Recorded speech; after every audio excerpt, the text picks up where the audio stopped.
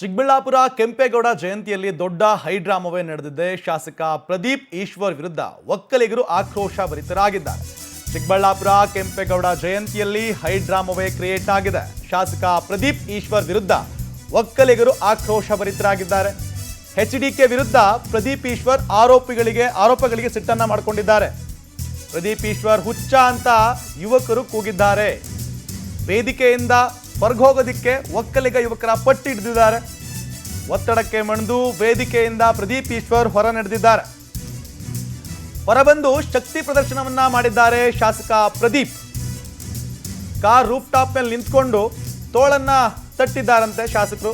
ಚಿಕ್ಕಬಳ್ಳಾಪುರ ಕೆಂಪೇಗೌಡ ಜಯಂತಿಯಲ್ಲಿ ದೊಡ್ಡ ಹೈಡ್ರಾಮವೇ ನಡೆದಿದೆ. ಮೊನ್ನೆ ಒಂದಷ್ಟು ಕೌಂಟರ್ನ ಕೊಟ್ಟಿದ್ರು. ಕುಮಾರಸ್ವಾಮಿ ಅವರು ಅಷ್ಟು ಬೆಲೆ ಬಾಳುವ ವಾಚನ್ನ ಇಟ್ಕೊಂಡಿದ್ದಾರೆ. ಇಷ್ಟು ಬೆಲೆ ಬಾಳು ಸುಮಾರು 20 ಕೋಟಿ ಬೆಲೆ ಬಾಳುವಂತಹ ವಾಚನ್ನ ಕುಮಾರಸ್ವಾಮಿ ಸ್ಟೋರ್ ಮಾಡ್ಕೊಂಡಿದ್ದಾರೆ. 70 ಲಕ್ಷದವರೆಗೂ ಕೂಡ ಒಂದೊಂದು ವಾಚನ್ನ ಕಟ್ತಾರೆ ಅಂತ ಪ್ರದೀಪ್ ಈಶ್ವರ್ ಮೊನ್ನೆ ಅಷ್ಟೇ ಒಂದು ವೇದಿಕೆಯಲ್ಲಿ ಹೇಳಿದರು.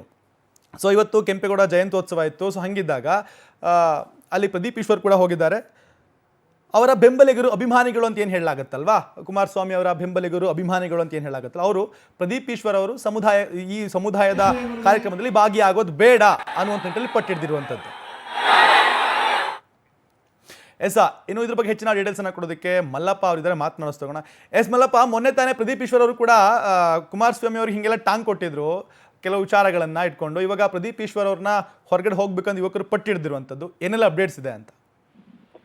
ರೋಹಿತ್, ಇವತ್ತು ಚಿಕ್ಕಬಳ್ಳಾಪುರ ನಗರದ ಕನ್ನಡ ಭವನದಲ್ಲಿ ನಡೆದಂತ ಒಂದು ಕೆಂಪೇಗೌಡ ಜಯಂತಿ ಒಂದು ರೀತಿಯಲ್ಲಿ ರಣರಂಗವಾಯಿತು ಅಂತ ಹೇಳ್ಬೋದು. ಯಾಕಂದ್ರೆ ಸಮಾಜಕ್ಕೆ ಸಂದೇಶ ಸಾರಬೇಕಾದಂತ ಜಯಂತಿಗಳು ಈ ರೀತಿ ಒಂದು ರಣರಂಗವಾಗುತ್ತೆ ಅಂತ ಹೇಳಿದ್ರೆ ಒಂದು ರೀತಿ ಮುಜುಗರ ಜೊತೆಗೆ ಬೇಸರ ಆಗುತ್ತೆ ಅಂತ ಹೇಳ್ಬೋದು. ಅದರಲ್ಲೂ ವಿಶೇಷವಾಗಿ ರಾಜಕೀಯವಾಗಿ ಒಂದು ಹೇಳಿಕೆಗಳು ಈ ರೀತಿ ವೈಯಕ್ತಿಕವಾಗಿ ತೆಗೆದುಕೊಳ್ಳೋದು ಎಷ್ಟು ಮಟ್ಟಿಗೆ ಸರಿ ಅನ್ನೋದು ಈ ಒಂದು ಘಟನೆಗಳಿಗೂ ಒಂದು ಸಾಕ್ಷಿ ಆಗತ್ತೆ. ವಿಶೇಷವಾಗಿ ಏನಂದ್ರೆ ರಾಜಕಾರಣಿಗಳು ಕೆಸರಚಾಟ ಸಹಜವಾಗಿರುತ್ತೆ. ಆದ್ರೆ ಕೆಂಪೇಗೌಡ ಜಯಂತಿಯಲ್ಲಿ ಈ ರೀತಿ ತಮ್ಮದೇ ಒಂದು ಸಮುದಾಯದ ಒಂದು ಜಯಂತಿಯಲ್ಲಿ ಈ ರೀತಿ ಮಾಡ್ಕೊಳ್ಳೋದು ಎಷ್ಟು ಮಟ್ಟಿಗೆ ಸರಿ ಅನ್ನೋದು ಒಂದು ರೀತಿಗೆ ಒಂದು ಮಟ್ಟಕ್ಕೆ ಯೋಚನೆ ಮಾಡ್ಬೇಕಾಗುತ್ತೆ.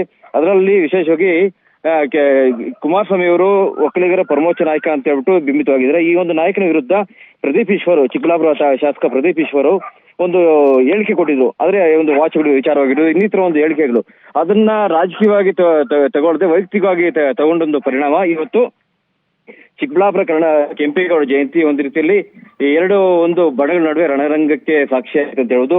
ಈ ಒಂದು ಘಟನೆಯಲ್ಲಿ ಶಾಸಕ ಪ್ರದೀಪ್ ಈಶ್ವರ್ ಅವ್ರನ್ನು ವೇದಿಕೆಯಲ್ಲಿ ಇರಬಾರ್ದು ಅಂತ ಹೇಳ್ಬಿಟ್ಟು ಜೆಡಿಎಸ್ ಒಕ್ಕಲಿಗರು ಏನಿದ್ರು ಅವರೆಲ್ಲ ಒತ್ತಾಯ ಮಾಡಿದ್ರು. ಈ ಒಂದು ಇದಕ್ಕೆ ಮೌನವಾಗಿದ್ದಂತ ಶಾಸಕ ಪ್ರದೀಪ್ ಈಶ್ವರ್ ಒಂದು ಸಮಾರಂಭದ ಬಳಿಕ ತಾನು ಬಂದು ಭುಜ ತಟ್ಟಿ ಒಂದು ಸವಾಲು ಕುಮಾರಸ್ವಾಮಿ ಅವ್ರಿಗೆ ಎಸೆದ್ರು ಅಂತ ಹೇಳ್ಬೋದು. ಅದರಲ್ಲೂ ವಿಶೇಷವಾಗಿ OBC ಒಂದು ಹುಡುಗನ ಬೆಳೆಸಕ್ಕೆ ಅಂದ್ರೆ ಸಹಿಸಕ್ಕೆ ಆಗ್ತಾ ಇಲ್ಲ ಕುಮಾರಸ್ವಾಮಿ ಅವ್ರಿಗೆ.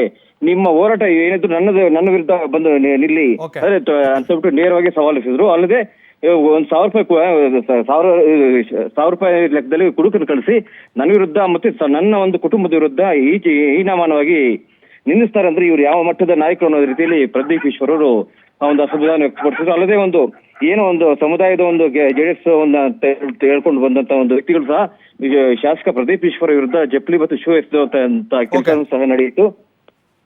ಥ್ಯಾಂಕ್ ಯು ಮಲ್ಲಪ್ಪ ನಿಮ್ಮೆಲ್ಲ ಮಾಹಿತಿಗೆ.